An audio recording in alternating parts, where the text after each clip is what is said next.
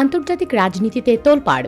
ইরানের পরমাণু স্থাপনা নিয়ে এবার সামনে এলো এমন এক চাঞ্চল্যকর তথ্য যা কাঁপিয়ে দিয়েছে আমেরিকা ও ইসরায়েলকে।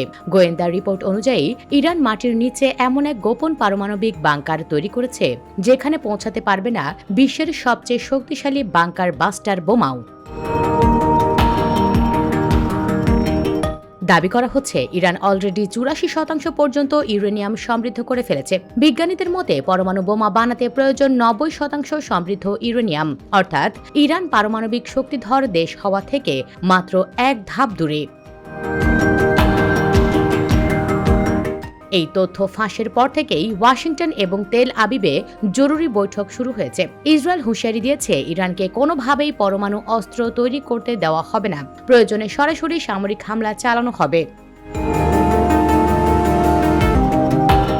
আর ইরানও পাল্টা হুমকি দিয়ে রেখেছে তাদের কোনো স্থাপনায় আঘাত লাগলে পুরো মধ্যপ্রাচ্যে থাকা মার্কিন ঘাঁটিগুলো চোখের পলকে ছাই হয়ে যাবে। বিশ্ব কি তবে আরও একটা বড় যুদ্ধের দিকে এগিয়ে যাচ্ছে তা সময়ই বলে দেবে। US Bengal desk report.